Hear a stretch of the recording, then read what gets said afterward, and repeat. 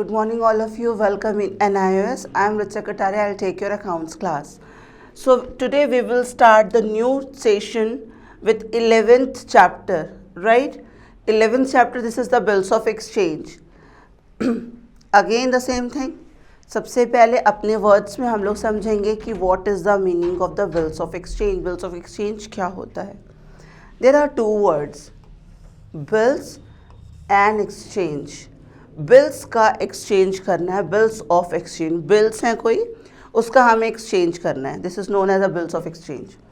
For an example, मैंने आपसे कोई चीज़ उधार खरीदी, आपने मुझे ये बिल दिया और ये बिल मेरे पास आ गया. ये बिल अब मेरे पास है, मैंने भी सिग्नेचर किया, आपको ये वापस कर दिया. तो ये तो रिसिप्ट हो गई नॉर्मल. जब हम लोग कैश में ट्रांजैक्शन करते हैं 2 से 3 times, I just taught you this, तो हमारा सामने से कोई रिलेशन नहीं होता. हमने पैसा दिया और हम आ गए, दैट्स इट. जहाँ हम क्रेडिट ट्रांजैक्शन करते हैं उधार, तो एक रिलेशन निकल करके आता है. We know this relation, debtor and creditor का रिलेशन. डेटर एंड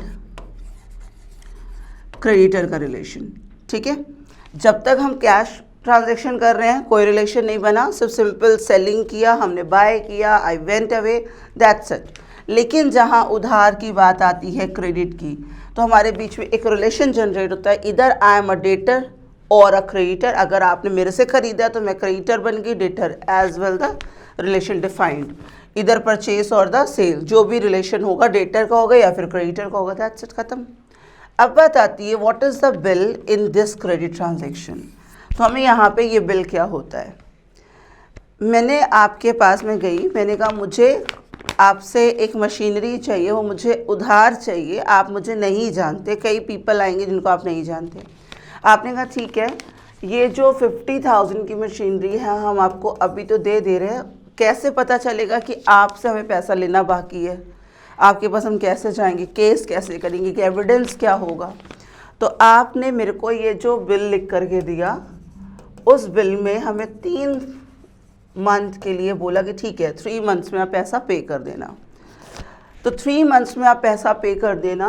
अब यहाँ पे अगर 2 कोई लोग हैं, ए एंड बी, तो ए ने बिल लिखा बी के ऊपर कि आप 3 मंथ्स में पैसा पे कर देना. तो यहाँ पे 2 बंदे सामने हैं, ए एंड बी. ए हो सकता है डेटर है, हो सकता है क्रेडिटर है, बी हो सकता है डेटर है, हो सकता है क्रेडिटर है.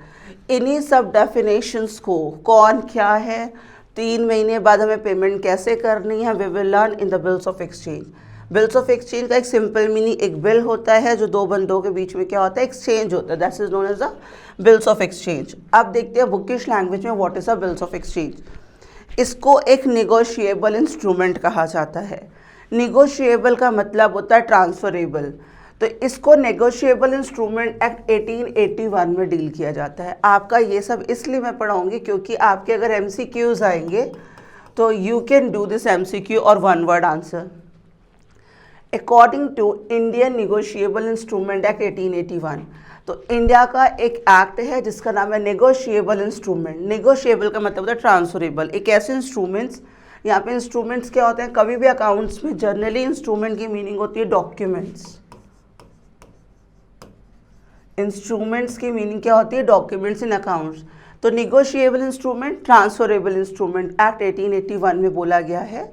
A bill of exchange is an instrument in writing. It must be in written form. It means in application form. Unconditional. उसमें कोई कंडीशन नहीं होनी चाहिए कि अगर ऐसा होगा तो हम पैसा पे करेंगे. ऐसा नहीं होता. This is unconditional. इसमें कोई कंडीशन नहीं होती. Order signed by the maker. Who is signing this maker? जो बना रहा है.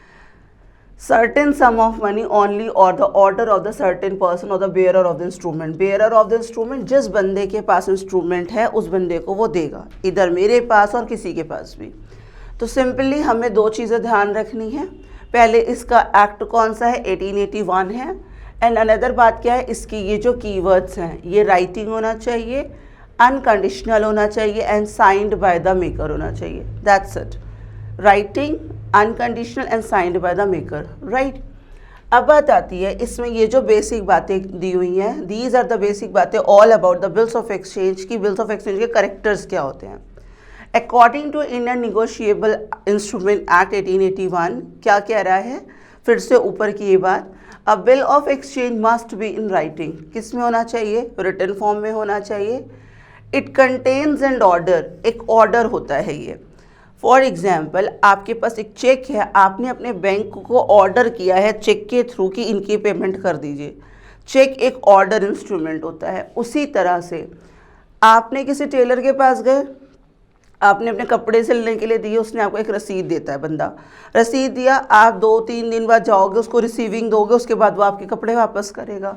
तो वो रिसीविंग क्या होती है, एक ऑर्डर होती है that I had given you something now get me back. तो आपने उस रिसिप्ट को उनको दिया और वो आपको आपके कपड़े वापस कर देंगे। तो it is an order to make payment, payment का एक ऑर्डर होता है।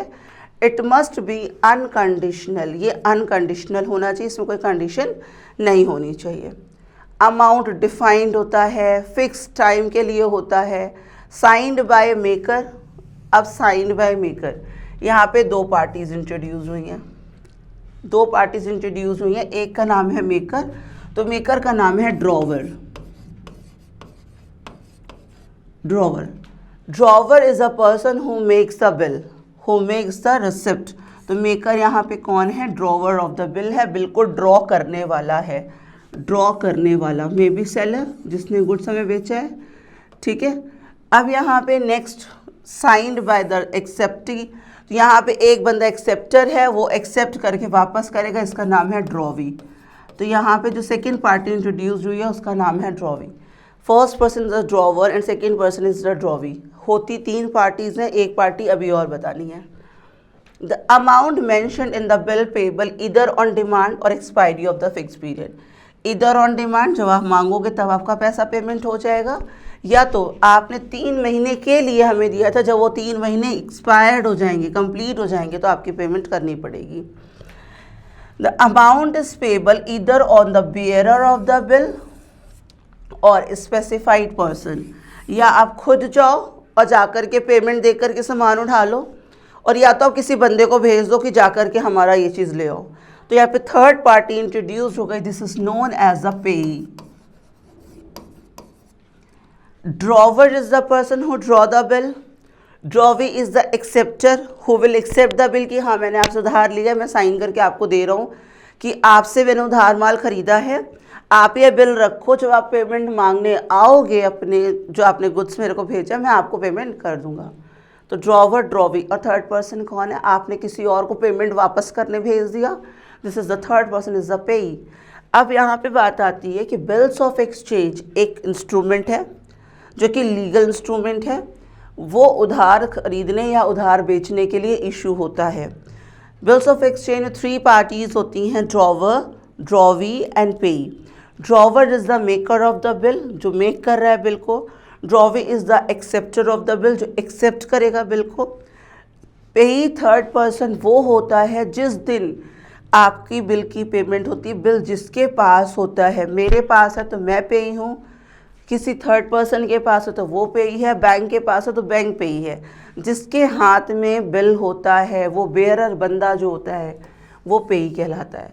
अगर आपसे पूछा जाता है बिल्स ऑफ एक्सचेंज में कितनी पार्टीज होती हैं, there are 3 parties, drawer, drawee and payee, right. अभी हम लोगों ने देख लिया कितनी पार्टीज हैं, ड्रॉवर, ड्रॉवी एंड पेई, ठीक है। एक ड्रॉवर है, second is a drawee, and third is the pay, is a third party, the third person who introduced with the bill. Example लिखा हुआ है, on 1st July 2019 Karuna Sagar of New Delhi sells goods to the value of 5 lakhs. करुणा सागर दिल्ली के हैं, उन्होंने goods बेचा 5 लाख का to Prem Kishore of Jaipur को, उधार, जहाँ उधार आ गया इसका मतलब Karuna Sagar and Prem Kishore having the relationship of the debtor and the creditor, right. तो who sold the goods, Karuna Sagar has, Karuna Sagar ने बेच दिया, तो ये बंदा सेलर है और बायर कौन है, प्रेम किशोर। इन्होंने इनको उधार गुड्स बेचा। अब जो है करुणा सागर प्रेम किशोर के ऊपर एक बिल लिखेंगे दैट इज अ ड्रॉवर बन गया करुणा सागर, और ड्रॉवी कौन बन गया? प्रेम किशोर। फर्स्ट ऑफ ऑल जो गुड्स को बेच रहा है वो ध्यान रखना वो ड्रॉवर होता है, और जो गुड्स को खरीद रहा है वो ड्रॉवी होता है। ठीक है, दैट्स इट, खत्म हो गया। यहाँ पे बेच दिए गुड्स को और called the drawer and the drawee, आपके सामने वही चीज़ है। Is it? नेक्स्ट, मैंने कहा था आपने मुझे 3 मंथ्स के लिए गुड्स बेचा है। गुड्स के 3 मंथ्स के बाद आप पेमेंट लेने के लिए किसी बंदे को भेजोगे कि जा कर के रच्चा कटारे से इतनी पेमेंट ले आइए। ठीक, तो आपने जब बंदा भेजा 3 मंथ्स के बाद, एग्जैक्ट 3 मंथ्स के बाद आप भेजोगे, लेकिन आपने कुछ रियायत बख्शी हुई है, that is a 3 days of grace. Grace period उनको कहा जाता है जब आपकी बिल की पेमेंट कंप्लीट हो जाती है, उसके बाद भी आप 3 days एक्स्ट्रा देते हो पेमेंट के लिए, उसको 3 days ऑफ ग्रेस कहा जाता है। ग्रेस के 3 days। तो अगर कोई पूछे how many days are of the grace, 3 days has given. 3 दिन एक्ट के अकॉर्डिंग 3 दिन बख्शे जाते हैं कि आप 3 दिन की और पेमेंट के लिए टाइम दे दो। तो अगर सपोज दैट पेमेंट की डेट कोई भी गैजेटेड हॉलीडे में हेल्ड होती है। गैजेटेड हॉलीडे कौन से? अभी 26 जनवरी, 15 अगस्त, 2 अक्टूबर जो डिफाइंड है, जिसको होना ही होना है। अगर आपकी ड्यू डेट उस दिन लाया करती है, 15 अगस्त पड़ गया आपकी पेमेंट में, तो आपकी जस्ट प्रीवियस वाली date that is of the 14 अगस्त को आपसे पेमेंट लेने भेज दिया जाएगा। 26 जनवरी पड़ गई तो 25 जन को आपसे पेमेंट लेने भेजा जाएगा। ये कौन से डे हैं? जब डिफाइंड हॉलीडे हैं, गैजेटेड हॉलीडे कि हाँ आज हॉलीडे है। उसी के अगेंस्ट अगर कोई सडनली हॉलीडे बोल दिया जाता है, मोदी जी ने बोला आज छुट्टी है घर बैठो आप, तो क्या होगा? उसके नेक्स्ट डे आपका ड्यू डेट माना जाएगा। कॉमन सेंस में सब चल रहा है। ऑब्वियसली आज अगर अचानक से छुट्टी हो जाती है तो कल नेक्स्ट डे रखेंगे, लेकिन ऑलरेडी हमें पता है कि आज छुट्टी, तो उसके प्रीवियस डे रखेंगे। ऑलरेडी पता है तो पहले ही पेमेंट ले ली जाती है, नहीं पता तो उसके नेक्स्ट डे ली जाती है। बट ग्रेस पीरियड कितने गिवन होते हैं? 3। अब यहाँ पे हम लोग इसको समझेंगे। एग्जाम्पल में आप लोग ये एग्जाम्पल ज़रूर सॉल्व करिएगा, because this bills of exchange में one of the important thing यही है। मार्क्स इसके, अगर किसी क्वेश्चन में 10 नंबर का कोई क्वेश्चन है, अगर आपने डेट्स गलत कर दी तो 4 मार्क्स आपके कट जाएंगे ऑटोमेटिक, कोई पूछेगा नहीं। फिर आप पूछते रहना कि मेरे मार्क्स क्यों कटे, एंट्री तो सही थी। सिर्फ डेट्स में बहुत प्रेशर करना है इसमें।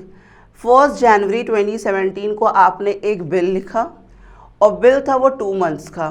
अब 1 जनवरी को लिखा, 1 जनवरी से 1 फेब 1 मंथ कंप्लीट हो गए, 1 फेब से 1 मार्च कंप्लीट हो गए 2 महीने। आपकी पेमेंट कब आ जानी चाहिए थी? 1 मार्च को, लेकिन आपकी पेमेंट 1 मार्च को नहीं मिलेगी। आपको कब मिलेगी? 4 मार्च को। रीज़न, जब आपकी 1 मार्च को डेट ड्यू हो गई, ठीक है, डेट क्या हो गई? ड्यू हो गई आपकी। तो अब नेक्स्ट जो है हमें 3 दिन ग्रेस पीरियड मिलेगा, 3 days ऑफ ग्रेस पीरियड। तो 1 मार्च में 3 दिन जोड़ दिया, आपकी कौन सी ड्यू डेट पड़ गई? 4 मार्च। तो 4 मार्च को आपकी पेमेंट होगी, राइट। नेक्स्ट क्या है? 28 जैन को आपने गुड्स दिया 1 मंथ के लिए। अभी यहाँ पे जब तक कोई चीज़ मेंशन होती है, आप लोगों को पता है कि जब 4 से डिविजिबल होगा तो 29 डेज़ होंगे, 4 से डिविजिबल नहीं होगा तो 29 डेज़ नहीं होंगे। 28 जैन से 28 फेब पूरा एक टाइम चला गया, 1 महीने। नेक्स्ट 3 दिन और चाहिए। How many months for over there? 28 जनवरी का 1 महीना, 28 फेब हो गया। उसके बाद 3 दिन ऑफ ग्रेस, 3 दिन ऑफ ग्रेस, 1 मार्च, 2 मार्च और 3 March. 3 March of the payment date, right. क्यों 3 मार्च? बिकॉज 3 दिन ऑफ ग्रेस लिए गए हैं। 30 जनवरी 2017 को 1 महीने का बिल लिखा। अब 1 महीने का बिल लिखा हुआ है, अब यहाँ पे होल्ड करिएगा, डेज तो है नहीं, कंप्लीट मंथ फेब हो गया, इधर द 28 और 29 डजेंट मीन। तो 1 महीने कंप्लीट हो गए, again the same thing, 1 March, 2 March and your 3 March. Next 30th April 2 months, April complete, मई कंप्लीट, मई के बाद जून, अब जून के बाद अब यहाँ पे कैसे अप्रैल से 30th ऑफ अप्रैल, ये आपको करके दिखा दे 30th ऑफ अप्रैल, ठीक है। 2 महीने आपने कंप्लीट करने हैं। अब 2 महीने जब कंप्लीट करने जाओगे आप तो यहाँ पे क्या करोगे, अप्रैल, मई और जून, यहाँ पे 1 महीने 2 महीने कंप्लीट हो गए। अब फिर 3 दिन ग्रेस के चाहिए, अब 3 दिन ग्रेस के चाहिए तो आपने 3 दिन ग्रेस के उठा लिए। बस यहाँ पे ध्यान रखना, अगर कोई गैजेटेड हॉलीडे आ रहा है उसके पहले वाला दिन एक मान लेंगे, और अगर अनगैजेटेड हॉलीडे है, सडनली हॉलीडे, तो उसके एक दिन प्रीवियस वाला रख लेंगे, राइट। इस तरह के क्वेश्चंस आप लोगों को और मिलेंगे, आप लोगों की बुकलेट में गिवन है क्वेश्चंस, आप लोग ये सारे क्वेश्चंस करना, और एंड ऑफ द क्लास में आपको स्लाइड मिलेगी जिसमें आप इंक्वायरी कर सकते हो अगर आपके आंसर्स नहीं मैच हो रहे हैं। तो पहले तो आपको इसकी प्रैक्टिस करनी है, उसके बाद यहाँ पे क्लास को होल्ड करके आपने जो आपकी बुकलेट में क्वेश्चंस दे रखे हैं उसकी प्रैक्टिस करिए। अगर यहीं पर आपकी कोई प्रॉब्लम आ रही है, एंड ऑफ द स्लाइड में जाइएगा, एक नंबर गिवन है, उस नंबर पे इंक्वायर करिएगा, बट यहाँ तक को प्रैक्टिस करना बहुत इंपॉर्टेंट है, ठीक है। अब हम लोग आगे प्रोसीड कर रहे हैं। अब यहाँ पे एंट्रीज होंगी, ड्रॉवर भी है, ड्रॉवी भी है, तो ड्रॉवर की बुक में भी होंगी और ड्रॉवी की बुक में भी होंगी। अब बुक में एंट्रीज कैसे होंगी, पूरी जर्नल एंट्री बेस्ड है। मैंने आपको जर्नल एंट्री पढ़ाते टाइम कहा था, अगर आपकी जर्नल एंट्री स्ट्रॉन्ग है तो आपका 30% कोर्स कंप्लीट हो जाता है। बोल 30 रही हूँ, 70% होता है कंप्लीट, ठीक है। अब यहाँ पे देखते हैं क्वेश्चन में क्या कह रहा है। On January 2019 X sold goods to Y, यहाँ पे अब एक्स है और वाई है। ड्रॉवर कौन है, एक्स है क्योंकि बेचा गुड्स इसने है, और ड्रॉवी कौन है, वाई है क्योंकि खरीदा गुड्स इसने है। तो यहाँ पे पहले ये कंप्लीट कर लिया, ड्रॉवर कौन और ड्रॉवी कौन है। कितने का गुड्स बेचा है, 50,000 का। The same date X draws a bill of ₹50,000 for 3 months, कितने मंथ्स का बिल लिख दिया, 3 मंथ्स का। वाई ने एक्सेप्ट कर लिया बिल और उनको वापस कर दिया है, और ड्यू डेट तक अपने पास रखा और पेमेंट हो गई, ठीक। यहाँ पे सिर्फ 2 पर्सनैलिटीज इंट्रोड्यूस हुई हैं, ड्रॉवर एंड द ड्रॉवी, लेकिन होती कितनी है, 3। यहाँ पे अभी 2 हैं। जिसके पास bill at the time of due date होता है वो खुद एक पेई होता है, ड्रॉवर कैन बी अ पेई इटसेल्फ। यहाँ पे एक्स ने अपने ही पास बिल रखा हुआ है eight the time of the expiry of the bill, तो अभी एक्स ही कौन है, ड्रॉवर है। और भी ड्रॉवर्स हो सकते थे, लेकिन सॉरी पेई हो सकते, लेकिन अभी ड्रॉवर भी एक्स है और पेई भी एक्स ही है, राइट। तो हम लोग दोनों की बुक में अलग अलग एंट्रीज करते हैं। सबसे पहले हम ड्रॉवर की बुक में एंट्री देखेंगे। ड्रॉवर ने गुड्स को बेचा है तो वो बेचने की एंट्री करेगा, वो भी कैसे बेचा है, उधार बेचा है। तो खरीदने वाला कौन है, Y, debit the receiver, journal entry में पढ़ा था। अगर मैं चाहूँ तो आपको 3 एंट्री है इसमें, वो रटवा भी सकती हूँ। अगर रटना शुरू कर दोगे तो अकाउंट्स पढ़ना बेवकूफ़ी है, छोड़ दीजिए अकाउंट्स पढ़ना। रटना नहीं है, सिर्फ वही वाला कॉन्सेप्ट, पीछे वाला कॉन्सेप्ट। आपको मैंने गुड्स बेचा तो पाने वाला कौन है, वाई है, तो वाई डेबिट हो गया। क्या कर रहे हैं, बेच रहे हैं, बेच दिया, उधार बेचने की एंट्री जो आपने वहाँ पे सीखी है। बेचने के बाद मैंने आपके ऊपर बिल लिखा है, आप कभी ना कभी मेरी पेमेंट करोगे। मैंने आपके ऊपर बिल लिखा कि 50,000 का बिल है, 3 महीने बाद आपसे मैं पेमेंट के लिए किसी को भेजूंगी, आप मेरी पेमेंट करा देना, ठीक। तो यहाँ पे हमें आपसे पैसा लेना बाकी है। जो बिल है वो ड्रॉवर के लिए BR कहलाता है, B/R, जिसका नाम होता है बिल्स रिसीवेबल। बिल रिसीव करना बाकी, एबल रिसीवेबल लेना बाकी है, बिल्स रिसीवेबल रिसीव करना बाकी है। इसको हम लोग शॉर्ट में BR बोलेंगे बार बार। ये ड्रॉवर के लिए एसेट्स है। ड्रॉवर के लिए क्या है, ये एसेट्स है। क्यों एसेट्स है, क्योंकि उस बिल से आप मुझे वो बिल भेजोगे और आपको मैंने उसमें पेमेंट करनी है, ठीक। तो bills receivable is known as the BR and this is an asset for the drawer. तो एसेट्स ऑलवेज डेबिट होती है, I told you many times also, asset gives the debit balance, ठीक है। तो बिल्स रिसीवेबल क्या हो गई, drawer की बुक में डेबिट हो गई। और किससे पैसा लेना बाकी है, वाई से। Y is the creditor, Y is the creditor, always credit. तो फर्स्ट एंट्री किसकी हुई, गुड्स को बेचने की, उधार बेचा, पाने वाला डेबिट हुआ और सेल्स क्रेडिट हो गया। Bills receivable account debit to Y, bills receivable किसके लिए है, ड्रॉवर के लिए है। और ड्यू डेट अब आएगी, कितने महीने के लिए बिल लिखा था, 3 मंथ्स, ड्यू डेट आ गई और ड्यू डेट के बाद आपने 3 दिन ग्रेस पीरियड ऐड कर दी 4 अप्रैल। जब आप पेमेंट करोगे तो पैसा आएगा हमारे पास। जब एंट्री ड्रॉवर की बुक में करोगे ड्रॉवर बन जाना, ड्रॉवी की बुक में करोगे तो ड्रॉवी बन जाना, it will never be wrong. तो पैसा आ रहा है, आने वाली चीज़ को डेबिट करना है, बैंक अकाउंट डेबिट। आप अब उसको बिल वापस करोगे ना, वापस फिर से ना भेज दे, तो bills receivable. Is it clear? ये 3 एंट्रीज होनी किसकी बुक में, ड्रॉवर की बुक में। गुड्स को बेचने की एंट्री, बिल को लिखने की एंट्री और पैसे को रिसीव करने की एंट्री, राइट। अब इसी तरह ड्रॉवर ने तो एंट्री कर ली, अब ड्रॉवी भी करेगा। अब ड्रॉवी कैसे करेगा, अब आप ड्रॉवी बन जाओ। उन्होंने गुड्स बेचा, हमने गुड्स खरीदा, कैसे खरीदा, उधार खरीदा, पैसा देना बाकी है, किसको देना बाकी है, एक्स को। गुड्स खरीदा, गुड्स आ रहा है, आने वाली चीज़ को डेबिट कर दिया, पैसे देने हैं किसको, एक्स को। तो purchases account debit to X, उधार खरीदते हैं तो यही करते हैं, गुड्स आ रहा है इसलिए डेबिट करा, इनको पैसा देना बाकी है, दैट्स इट, खत्म। अब उनके लिए बिल का नाम क्या है, बिल्स रिसीवेबल। ड्रॉवी के लिए बिल का नाम है bills payable, bill payable, bill देना बाकी, पेएबल है। हमारे लिए लायबिलिटी है, दैट इज ड्रॉवी।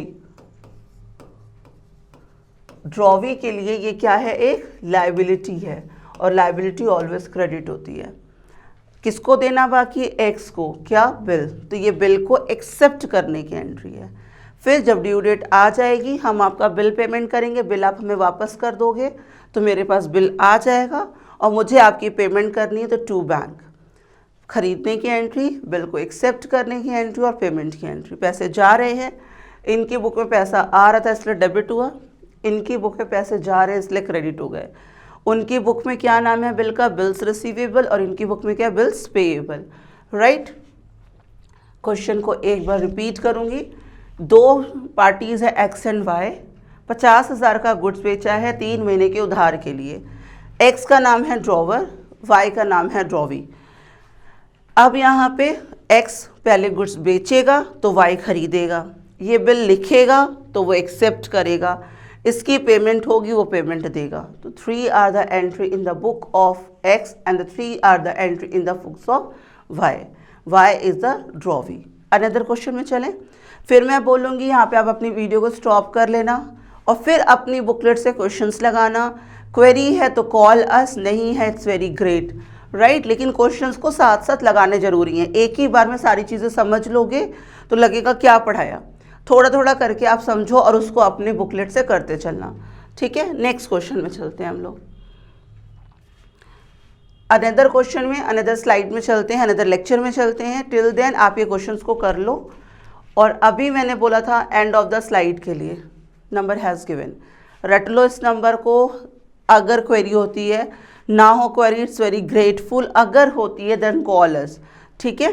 तो चलो, have a great day to you all, और अपनी बुकलेट से सॉल्व कर लीजिए। Thank you so much.